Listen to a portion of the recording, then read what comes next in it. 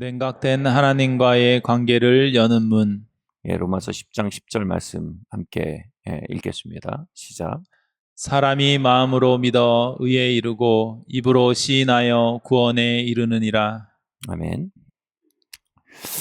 예수님은 우리가 마음에 쌓은 것을 입으로 낸다라고 말씀하셨습니다.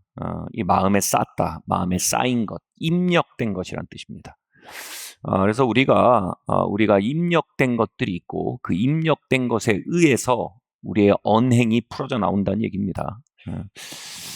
그래서 이게 이 마음을 하드웨어라고 얘기할 수 있을 것 같아요. 이 컴퓨터 하드웨어처럼 우리의 존재의 중심에 마음이란 것이 있고 그 마음에 우리의 삶의 다양한 경험과 그에 대한 해석, 반응 이것들이 더해져서 우리 안에 프로그램이 된다. 이렇게 얘기할 수 있습니다. 그러니까 우리 마음속에 있는 프로그램의 기초에서 우리가 살아가고 있다. 이런 얘기가 되는 겁니다. 그래서 이 유명한 영성신학자죠. 헨리 뉴엔이 인간을 살아있는 기억 매체다라고 표현했습니다. 그러니까 여러분 매체, 우리가 다 이 컴퓨터 같은 하드웨어를 가진 존재라는 겁니다. 이 문제는 뭡니까? 우리 마음에 어떤 프로그램이 깔려 있냐? 이게 중요하다는 겁니다. 대부분의 심리학자들이나 인간의 뇌를 공부하는 사람들이 동의하는 바입니다. 우리가 말하는 그 하드웨어에 깔린 프로그램이 대충 6세까지의 경험에 의해 결정된다. 이렇게 얘기를 합니다. 어떻게 우리가 타고나느냐 플러스 우리가 6세까지 어떤 경험을 하느냐. 단순히 경험이 아니죠. 우리에게 주어진 경험에 대해서 우리가 어떻게 반응하느냐, 어떻게 해석하느냐 이것도 굉장히 중요합니다. 그래서 이거에 의해서 우리가 이미 우리의 프로그램이 결정돼 버린다. 그리고 나머지 여생은 그때 쌓여진 프로그램에 지배받으면서 살아가는 삶이다. 이렇게 얘기합니다.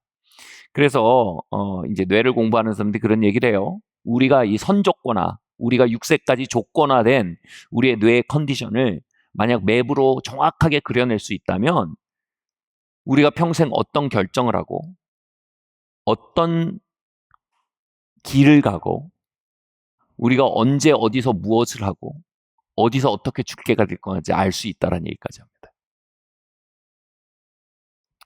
제가 말하는 게 뭡니까? 마음의 중요성입니다. 우리의 삶을 진짜 지배하고 있는 건 우리의 마음에 축적되어 있는 프로그램입니다. 이 선조건화를 어떤 사람들은 심리 결정론이라고 얘기합니다. 심리 결정론만이 아니에요. 인생이 거기서 결정된다는 겁니다. 이 과격한 말들은요. 사실 성경의 가르침과 매우 잇닿아 있습니다. 성경이 말하죠. 무릇 지킬 만한 것보다 마음을 지키라. 마음을 지키는 자가 성을 빼앗는 자보다 낫다. 그리고 뭐라고 말합니까? 이것은 삶의 이슈들이, 영어로 이슈들이라고 합니다. 이슈들이 그 마음에서 나기 때문이다. 우리의 삶의 결정적인 이슈들, 결정적인 변곡점들이 우리 마음에서 튀어나온다는 겁니다. 그래서 우리의 마음에 어떤 프로그램인지 들여다보고 그 프로그램을 리셋하거나 그 프로그램을 재정비하지 않고 사는 것은요. 무지성의 인생입니다. 여러분 마음에 어떤 프로그램이 들어있습니까?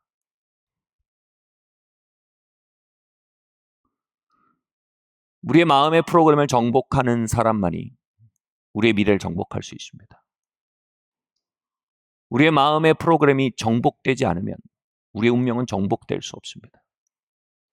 우리의 삶의 쳇바퀴 돌듯 반복되는 삶의 사이클을 깨뜨리는 힘은요. 밖에서 벌어지는 어떤 굿럭이 아닙니다. 행운이 아닙니다. 우연이 아닙니다. 그 진짜 그 변화는요. 굿럭이 아니라 blessing. 하나님의 축복입니다. 축복이요. 우리 마음의 프로그래밍이 박살나는 프로그램. 그 축복입니다. 그 프로그램이 바뀌는 일을 우리는 회개라고 말씀드렸습니다.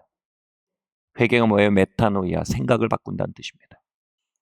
그냥 행동거지를 바꾸는 그런 수준이 아닙니다. 태도를 바꾸는 게 아닙니다. 그건 우리 훈련이라고 합니다. 여러분 개도 훈련시키면 어느 정도는 만들어낼 수 있습니다. 근데 회개는 훈련이 아니고 회개는 우리 안에 프로그램이 바뀌는 초자연적인 사건입니다.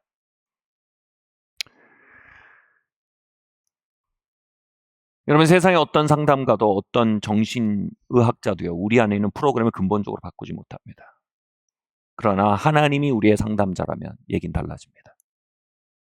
그 상담자의 이름을 파라클레이토스, 성령님이라고 합니다. 우리 옆에 말씀하시는 분, 성령님의 규정이 이것입니다. 전능하신 하나님이 우리 옆에서 말씀하신 상담자가 되어준다. 왜 우리 옆에서 말씀하십니까? 우리 안에 있는 프로그램을 다시 리셋하시겠다는 겁니다. 중요한 건 이것입니다. 그분의 관심에 우리의 관심이 있다 있냐 이겁니다. 우리가 우리의 마음의 프로그램을 바꾸고자 하는 상담자이신 그분의 사역의 가치를 우리가 알며 그분의 사역에 우리를 개방하고 우리의 삶 전체를 재편하기 위해 우리의 마음을 리셋하려는 그분의 파라클레토스의 역사에 대해 우리가 얼마나 환영하고 얼마나 기뻐하고 얼마나 가치 있게 여기느냐. 여러분, 이제 이것이 우리의 이슈입니다. 아멘. 오늘 말씀이 이렇게 말합니다. 복음을 뭐라고요? 마음으로 믿어 의에 이르고 입으로 시인하여 구원에 이른다고 합니다. 복음은 여기서 말하는 마음이 뭐라고 해서 우리의 하드웨어입니다. 우리의 프로그램이 깔려있는 공간입니다. 기억 매체입니다. 복음은 우리의 마음으로 믿어져야 합니다. 복음은 우리의 프로그램이 돼야 합니다. 말씀드렸죠? 근데 우리의 이 하드웨어는요, 선조건화가 되어 있습니다. 6세까지의 체험에 의해 선조건화가 되어 있습니다. 그리고 우리의 부모님, 우리의 가문에서 태어남으로 말미암아 거기에서 물려받은 것으로 선조건화가 되어 있습니다. 여러분, 말씀드렸지만 제가 트라우마 공부를 하면서 정말 놀랐어요. 한 세대의 트라우마가 3대까지 DNA와 신경 조직으로 뭐라 그럴까요? 유전된답니다. 그러니까 우리 안에 선조건화되어 있는, 우리의 마음은 선조건화되어 있는 수많은 프로그램이 이미 돌아가고 있다 이겁니다. 제 핸드폰에 공간이 있어요. 정말 쓸데없는 앱들이 진짜 많이 깔려 있습니다. 그래서 제 공간을 다 먹혀 있어요. 왜 그러냐면 이 앱 다운받으면 뭐 할인해 준다 그러고 저 앱 다운받으면 쿠폰 준다 그래서 제가 순진하게 다 다운받았어요. 그랬더니 이게 용량이 꽉 차버렸어요. 그러니까 애들이 제 폰을 보더니 아빠 이렇게 하면 폰이 느리게 돌아가. 첫 번째. 두 번째 얘기한 게 뭐냐면 이렇게 하면 다른 걸 다운받을 수 없다는 거예요. 그래서 그걸 지워야 됐어요. 여러분, 복음은요, 우리의 하드웨어에 다운로드 돼야 하는 새로운 프로그램입니다.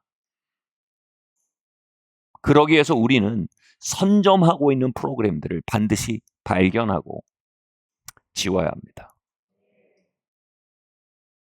그게 마음으로 믿는 겁니다.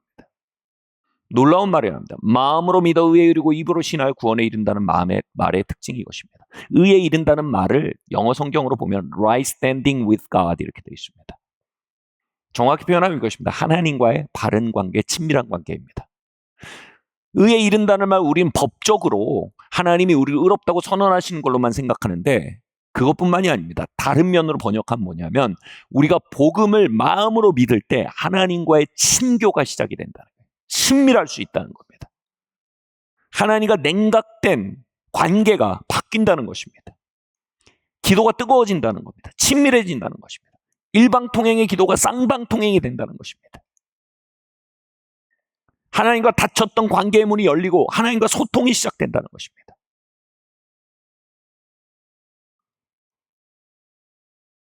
오늘날 많은 성도들의 삶에 하나님과 소통이 없고 하나님과 동행이 없고 친밀함이 없는 가장 큰 이유가 이것이라고 확신합니다. 마음으로 복음을 믿는 게 아닙니다.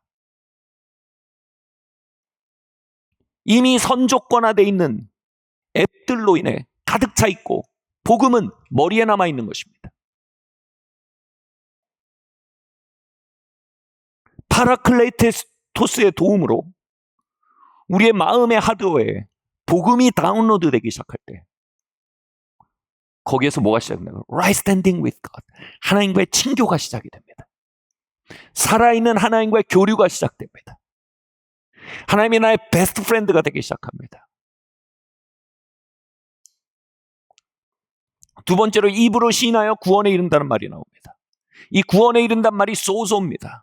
소소는 천국 간다는 말이 아닙니다. 그걸 포함하지만 소소는요, 축사, 즉 악한 영이 떠나가다, 질병이 치료되다, 초자연적인 공급이 나타나다. 소소는 마귀의 도전들이 극복되다, 이런 의미를 다 가지고 있습니다. 즉 우리가 하나님과 동행하고 친교하며 그 하나님과의 동행과 친교 안에 우리가 입으로 시인하여 우리가 선포하기 시작할 때, 우리가 하나님과 동행 안에 기도하기 시작할 때, 하나님과 동행할 가운데 우리가 때로는 원수를 꾸짖기도 하고요. 그럴 때 폭풍우가 잠잠케 되고요. 때로는 많은 치유가 일어나고요. 초자연적 공급들이 나타나고요. 하나님의 영광이 이 세대에 나타나는 일들을 보게 될 것이라는 겁니다. 여러분, 이 모든 것의 시작이 무엇입니까? 하나님과의 친밀하게 동행하며 그분의 사하심을 드러내는 삶. 아멘. 이것의 시작이 뭔가? 마음으로 믿는 것입니다. 마음으로 믿는 것입니다. 내적 치유라는 말은 오늘 굉장히 잘못 오해되고 있습니다. 그냥 마음의 상처를 다루는 게 아닙니다.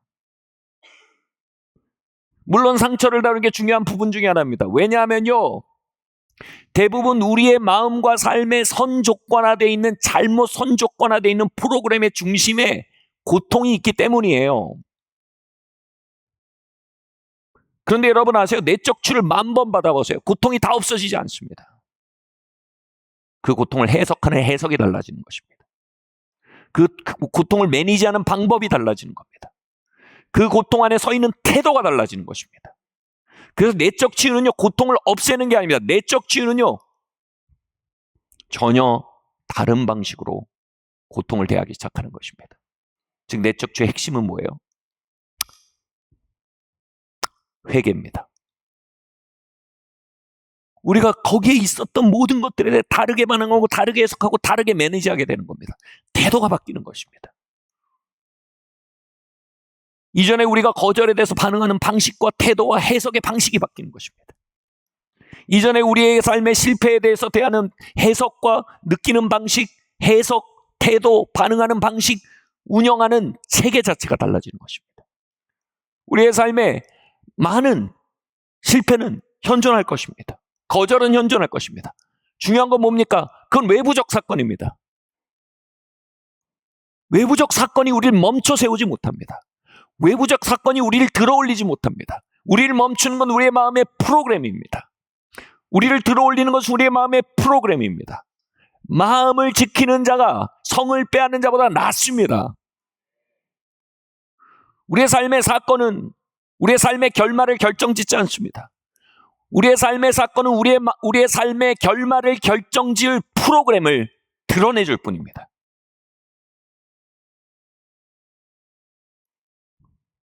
여러분이 회개의 역사, 우리의 마음의 프로그램이 바뀌는 역사, 이 역사가 여러분 위에 임하기를 예수님의 이름으로 축원합니다.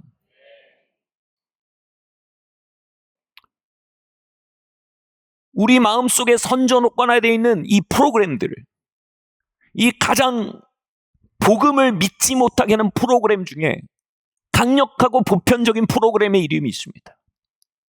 그 프로그램 중에 하나가 바로 성취지향성이라는 프로그램입니다. 퍼포먼스 오리엔테이션이라고 얘기합니다. 성취지향성이라는 프로그램. 이 프로그램은요, 오늘날 가장 많은 사람들의 하드웨어를 가장 많이 잡아먹고 있어서 복음이 다운로드 될 수 없게 그 마음을 선점하고 있는 굉장히 보편적이고 강한 프로그램입니다. 갈라디아 3장 1절 말씀에서 이렇게 말합니다. 함께 읽겠습니다. 시작. 어리석도다 갈라디아 사람들아, 예수 그리스도께서 십자가에 못 박히신 것이 너희 눈앞에 밝히 보이거늘 누가 너희를 깨더냐.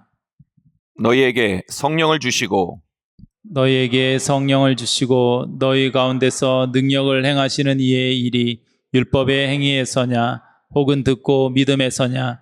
아브라함이 하나님을 믿음에 그것을 그에게 의로 정하셨다 함과 같으니라. 아멘. 성취지향성이라는 우리가 삶에서 태어나서부터 6세까지의 시간 속에 굉장히 많이 다운로드 받는 프로그램. 아니, 우리가 inherit, 우리의 삶 속에서 우리의 가문에서 우리가 유전하여 셋업되어 있는 그 프로그램의 본질은 이것입니다. 사랑과 용납이 우리의 성취 정도에 달렸다라는 프로그램입니다. 내가 어떻게 하냐에 내가 받을 사랑이 달렸다. 내가 어떻게 하나에 내가 누릴 용납이 달렸다. 라는 구조의 프로그램입니다. 그래서 우리는 더 사랑을 벌기 위해, 용납을 벌기 위해 더 잘 performance orientation이라는 단어가 여기서는 performing, 더 잘 성취를 하고 더 잘 행동해야 한다라는 믿음 체계, 그 믿음 체계에 의해 형성된 감정들, 그리고 그 믿음과 감정의 기초에서 가지게 되는 의지, 우리의 시스템입니다.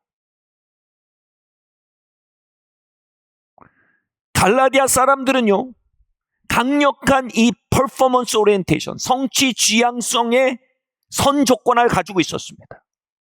예수 그리스도의 죽으심으로 말미암아 은혜로 말미암아 구원을 얻는다는 복음의 진리를 그들이 믿었어요. 은혜가 뭡니까? 값없이 주시는 선물입니다. 값없이 주시는 사랑입니다. 값없이 주시는 용납입니다.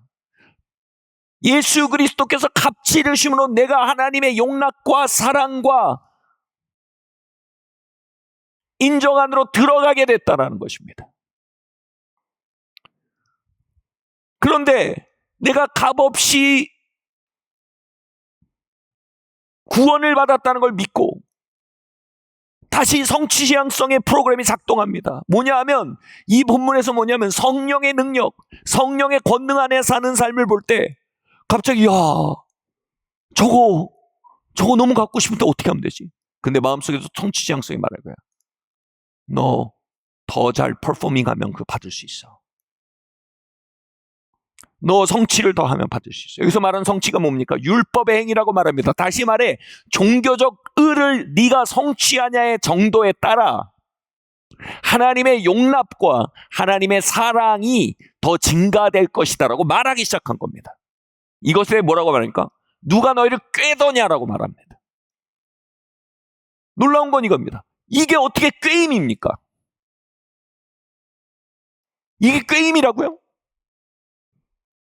내가 종교적인 과업을 얼마나 수행하고 얼마나 더 잘 행동하고 얼마나 덜 잘못할 때 하나님의 나를 향한 용납과 사랑이 증가되는 것이 당연한 건 아닙니까? 이게 어떻게 꾀임입니까? 여러분, 그 정도로요. 우리의 마음은 반은혜적이고 비복음적인 조건을 가지고 있습니다. 이것은 어디에서 올까요?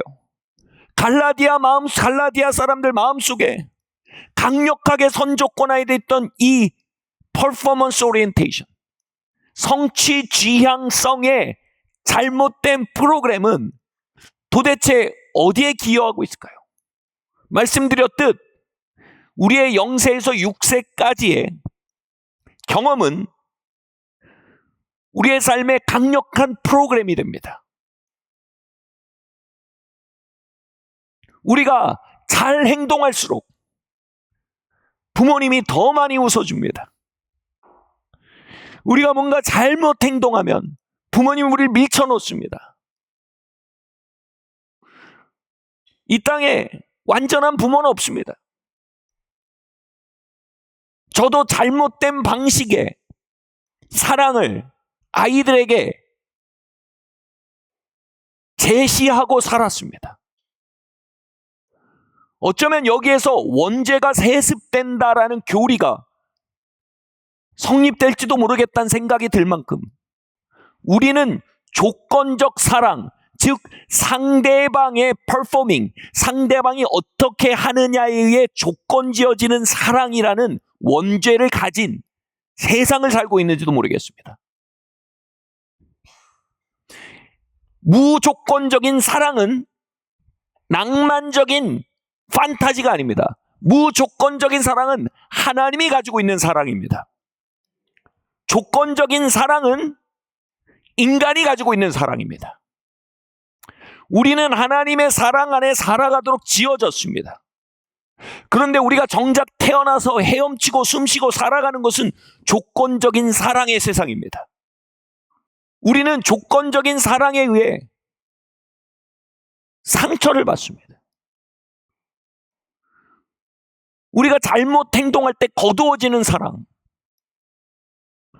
우리가 잘 행동하면 더 베풀어지는 호의, 그 고통 속에서 우리는 점점 거대한 시스템을 다운로드 받습니다. 사랑은 내가 어떻게 행동하냐에 달렸다.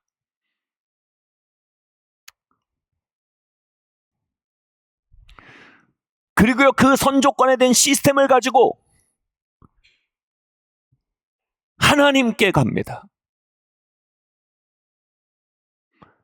하나님이 내가 어떻게 행동하냐에 따라 나를 더 사랑하시거나, 내가 잘못 행동할 때 그분이 두 발치 정도 뒤로 물러날 것이라는 그 프로그램의 작동 안에서 그분과의 관계를 시작한단 말입니다. 이 내적 치유에 대해서 퍼포먼스 오리엔테이션을 가르치는 어떤 사람이, 어떤 분이 이런 표현을 하더라고요. 여기서 퍼포먼스 오리엔테이션, 성취 지향성을 가지고 있지 않다라고 생각하는 분 손 들어보십시오. 아니, 성취 지향성을 가진 사람, 가졌다고 느끼는 분 손 들어보세요. 그러니까 손을 들었어요. 그리고 이렇게 말했어요. 손을 들지 않은 다른 모든 사람들은 거짓말장애들입니다. 여러분, 그 반드시 우리가 자라날 때 체험만이 아니라 그 체험의 기초에서 마귀가 곡해해서 우리 안에 잘못 해석하게 하는, 그리고 그 곡해를 쉽게 받아들이 우리의 죄성 전체가 잘못된 아버지상을 갖게 합니다. 제가 나중에 여기서 걸어나오고 나니까 저희 아버지가 저에게 굉장히 무조건적인 사랑을 많이 주셨어요. 진짜 한 인간으로서 주실 수 있는 수준 이상의 무조건적인 사랑을 주셨어요. 근데 온전하지 않으시니까 또 조건적인 사랑을 주셨어요. 근데 마귀가 하는 일은 뭐예요? 이걸 증폭시키는 거예요. 그리고 내 죄성은 뭐예요? 배은망덕의 죄성? 받은 건 생각 안 하고 못 받은 건 아주 깊이 묵상하는. 누가 그랬잖아요? 네가 받은 상처는 모래 위에 쓰고 네가 받은 은혜는 돌 위에 써라. 근데 우리의 죄성은 뭐예요? 내가 받은 은혜는 모래 위에 쓰고 내가 받지 못한 건, 내가 받은 상처는 돌 위에 쓰는 게 우리 죄성이에요. 그러니까 실제 저희 아버지가 그렇게 했다라는 차원이 아니라 제가 가진 아버지 상 문제예요. 저의 죄성과 마귀의 미혹과 플러스 저희 아버지의 연약함이 포개져서 제 안에 퍼포먼스 오리엔테이션이라는 프로그램이 제가 다운로드 된 거죠. 이런 말씀을 하신 게 제게 굉장히 깊이 정말 마귀가 미혹하면서 그걸 확 픽업해서 제 마음에 돌판에 새긴 건죠. 저희 아버지가 그런 얘기를 하셨어요. 거실에 앉아있는데 아직 기억 못 하실 수도 있어요. 얘들아, 사자는 자식을 낳으면 벼랑 위에서 밀어 떨어뜨린다. 그리고 그 중에 그 절벽을 기어오르는 새끼 사자들을 픽업해서 키운다. 이런 얘기를 하셨어요. 근데 그 얘기를 듣는데 너무 무서운 거예요. 아니, 이게 뭐예요? 그러니까 강한 아이가 되어라는 좋은 포인트가 있어요. 근데 제 마음속에 딱 이 생각이 드는 겁니다. 나는 이 3마리 새끼 사자 중에 일단 종교적인 퍼포먼스가 아주 떨어지는 새끼 사자였습니다. 저는 저희 형님들은 다 그 아벨의 후손, 나만 가인의 후손, 이렇게 느낄 만큼 제 종교적인 퍼포먼스가 굉장히 떨어졌습니다. 두 번째로 학습이나 운동이라 이런 데서 퍼포먼스가 떨어졌어요. 물론 제가 막내였기 때문에 퍼포먼스가 떨어진 것도 있지만, 그러니까 제가 딱 봐도 제일 늦게 기어 올라갈 사자인 거예요. 그리고 자라나면서 저희 부모님이 여러 가지 스트레스 지수를 통과하면서 저의 퍼포먼스가 엉망일 때 굉장히 실망을 넘어선 거절의 메시지들, 사랑과 호의가 거두어지는 체험들, 이런 체험들을 또 마귀가 증폭시키고 저는 또 그런 일만 있는 것처럼 느끼고 이러면 제 안에 뭐냐면 거대한 세상은 내가 어떻게 하냐에 달렸구나. 아니, 사랑과 인정은 내가 어떻게 하냐에 달렸구나. 이게 제 안에 들어온 겁니다. 문제는 뭐냐 하면 우리가 가지고 있는 영세에서 육세에 대한 체험에 대한 해석과 그거에 대한 믿음은요, 그때 가지게 된 프로그램은 여타의 그 이후의 삶의 체험을 해석하는 방식과 심지어는 하나님 체험을 결정지는 강력한 파워를 갖는다는 겁니다. 이것에 대해 성경이 이렇게 경고했죠. 내 믿은 대로 될지어다. 다시 말해 우리의 전족관에 되어 있는 프로그램은요, 우리와 하나님과의 동행에 있어서 어떤 바운더리를 설정하고 어떤 방향으로 치우치도록 지배하는 강력한 지배력을 갖기 시작합니다.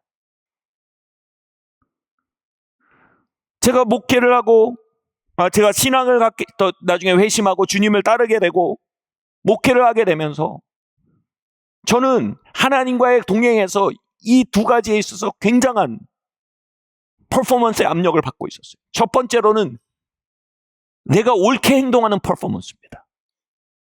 두 번째로는 내가 사역을 잘 해내는 퍼포먼스입니다. 이게 하나님과 나의 관계에 어떤 영향을 미쳤냐면 제가 완벽하게 거룩을 퍼포밍하지 못하면 행동해내지 못하면 제가 수치감과 영적 열등감을 느끼면서 하나님이 굉장히 멀리 있다라고 생각하게 되는 거예요. 그리고 내가 어느 날 굉장히 거룩한 삶을 살아내고 사역적으로 완성도 있는 사역을 하면서 걸을 때는 하나님이 굉장히 나를 가까이에서 받아주고 나를 굉장히 가까이에서 사랑하고 있다라는 느낌을 받는 거예요. 근데 이건 내가 가지고 있는 프로그램이 만들어낸 거대한 프로젝션, 환영, 판타지였어요. 여러분, 성경에서 우상은요, 금으로 만든 소가지가 아닙니다. 우상은 내가 만든 하나님이란 뜻입니다. 우리는요, 선족관에 있는 프로그램의 기초에서 수많은 우상들을 만들고 그 우상들을 예배하고 그 우상으로부터 듣고 또 그 우상을 하나님이라 단정합니다. 저는 퍼포먼스 오리엔테이션, 성취 지향성의 하나님 아버지라는 우상을 섬기고 있었던 것입니다. 여러분, 성경에서 가장 첫 번째 회개할 일이 뭡니까? 우상 숭배입니다. 여러분, 지금 집에 가면 다락방에 남녀 호랑객과 제단이 차려져 있는 분 계십니까? 안방에 불상 놓고 목탁 치시는 분 계십니까? 그럼 바꿔서 물을게요. 여러분 선족관에 되어 있는 프로그램의 기초에서 하나님을 투사하고 그것이 하나님이라 넘겨짓고 걷는 분 계십니까?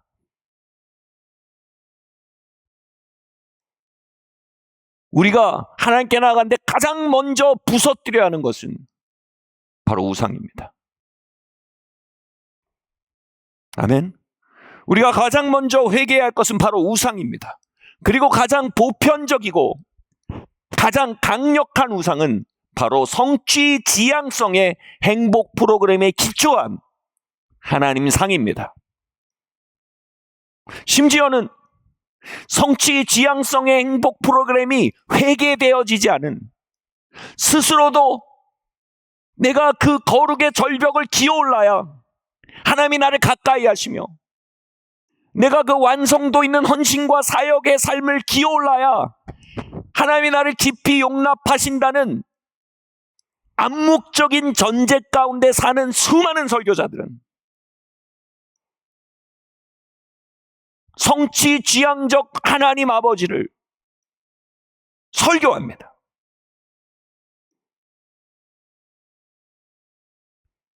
요즘 저는 예전에 참 이런 거 많이 느꼈어요. 막 강단 위에서 엄청 두드려 패고 엄청 두드려 맞아요. 그거 막 엄청 찔려요. 그러면 그걸 뭐라고? 은혜 받았다라고 생각해. 엄청 찔렸어요, 목사님. 은혜 받았어요. 은혜가 찔리는 게 은혜는 아니거든요. 은혜는 뭡니까? 값없이 끌어안아 주시는 그분의 용납을 아는 게 은혜 아닙니까? 제가 얘기하고 싶은 건 뭡니까? 이것은요, 굉장히 그러한 방식으로 하나님께 다가가는 게 굉장히 쉬워요. 왜냐하면 우리 모두가 그 프로그램을 가지고 있고 그 프로그램을 얘기하기 쉽고 그렇기 때문에 그 프로그램의 기초에 말하는 거예요. 듣기도 쉽고 말하기도 쉽습니다. 어느 날 예배하고 있었습니다. 예배하고 있는데 한동안 제가 사역에 있어서 완성도도 좀 떨어지고 그리고 제 언행에 있어서 결점도 좀 많아진 시기를 지내고 있었습니다. 예배를 드리는데 어떻겠습니까? 하나님이 멀리 계세요. 그냥 내가 알겠어요. 나 스스로가 아주 별로예요. 영적 열등감과 수치감과 하나님과의 고립감이 그 예배를 누르고 있었어요. 그래서 막 예배를 하는데 그 무거운 가운데 하나님, 내가 왜 이렇게 무겁죠? 하나님, 이게 어떻게 극복될 수 있죠? 나는 평생 이 수치감과 영적 열등감 가운데 그 벼랑 위를 기어 올라가서 서는 그 몇 날 빼놓고는 나 여기서 살아야 됩니까? 그런데 그 비전이 이렇게 보이면서 제가 그 벼랑 밑에서 기어오르지 못하는 어린 사자로 계속 기어오르다 미끄러지고 기어오르다 미끄러지고 기어오르다 미끄러지는 거예요. 말씀드렸듯 몇 달에 한 번쯤 올라가서 되게 내가 자랑스럽기도 해요. 근데 그게 항상 그렇진 않아요. 그래서 기어오르다 미끄러지는 내가 그 속에서 막 이 아기 사자가 이렇게 하면서 이걸 언젠가 내가 좀 기어 올라가서 내가 언젠가 막 이러고 있는데 큰 하나님 아버지 같은 형상의 어떤 거인이 그 구렁텅이 밑에 이렇게 내려와서 몸을 낮추고 그 아기 사자를 그 손으로 이렇게 들어 올리는 거예요. 그리고 어깨 위에 그 아기 사자 올려놓는 거예요. 어깨 위에 나를 들어. 예. 그리고 이렇게 일어나는데 내가 그렇게 올라가고 싶었던 절벽 꼭대기가 위에서 내려다 보이는 거예요. 나는 더 이상 거기 올라가는 게 골도 아니에요. 그리고 거기 올라가는 게 내 힘과 내 의지와 내 노력도 아니에요. 나는 그분의 은혜 안에 있고 싶은 거예요. 그분의 은혜가 나를 찾아오는 거예요. 그리고 그분의 은혜에 나를 위탁하고 싶은 거예요. 그리고 그분의 은혜 안에 나는 머물고 싶은 거예요. 나의 퍼포밍에 기초하지 않은 그분의 값없는 사랑, 그분의 무조건적인 용납에 나를 올려놓고 싶은 거예요. 그 하나님께 나아가지 못하게 하던 나의 우상이 있었던 거예요. 그 우상은 절벽 위에서 올라와 봐라. 그러면 내가 더 사랑해 주마. 올라와 봐라. 그럼 내가 더 용납해 주마. 라고 암시하고 있는 내가 만든 하나님. 그 하나님과 그 절벽 아래 내려와 그 아기 사자를 품어서 어깨에 올리고 들어 올리시는 하나님. 저는 거기서 결정해야 했어요. 아들아, 어느 하나님이냐? 너의 퍼포먼스에, 너의 성취에 따라 움직이는 사랑이냐?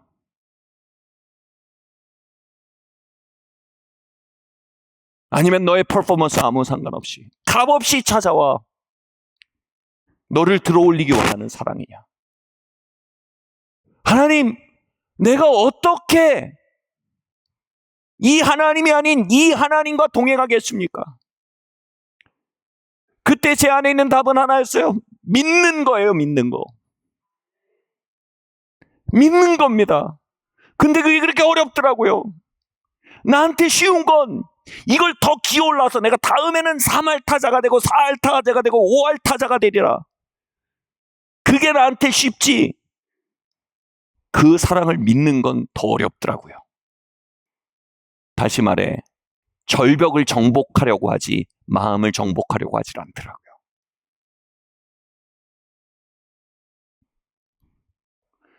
사랑하는 성도 여러분,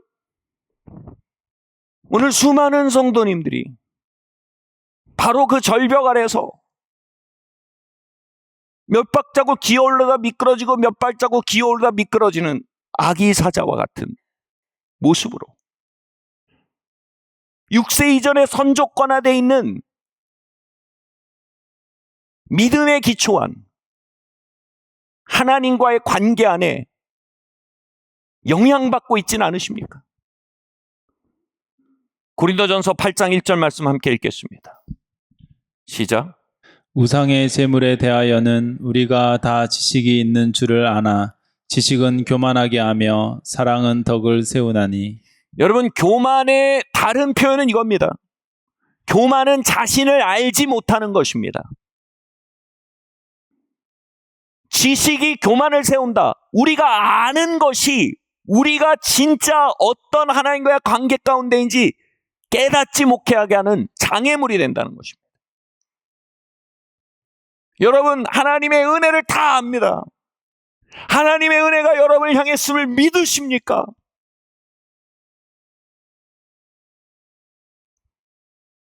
십자가의 복음을, 그분의 값 치르심을, 우리의 죄값 치르심과 값없이 의롭다 하심을 우린 다 압니다.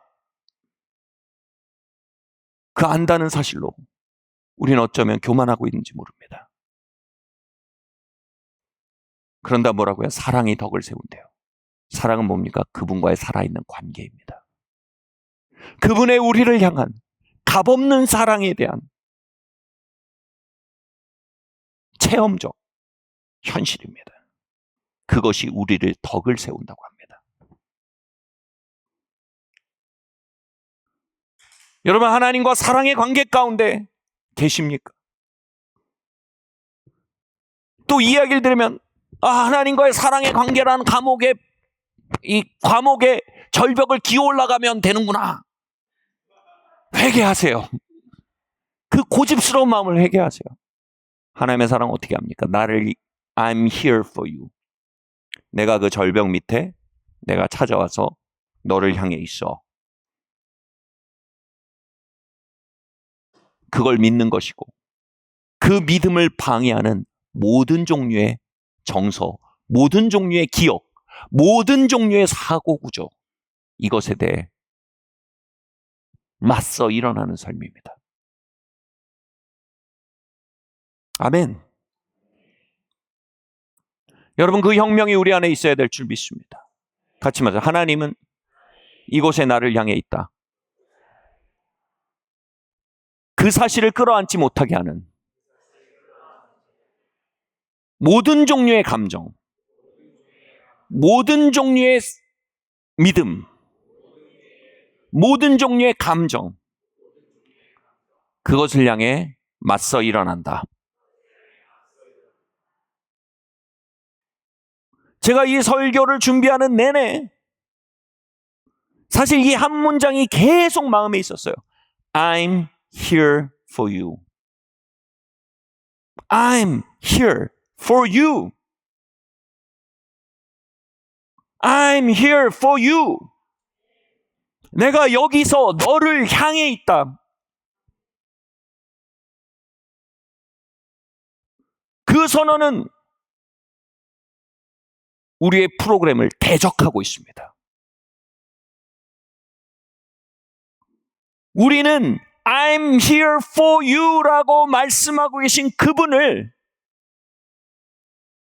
우리의 옛 감정을 거슬러서요, 우리의 세계관을 거슬러서요, 우리의 수치감을 거슬러서요, 우리는 그 I'm here for you라고 말하는 참 하나님을 끌어안아야 합니다. 그분이 우리를 끌어안고 계시다는 사실을 끌어안아야 합니다.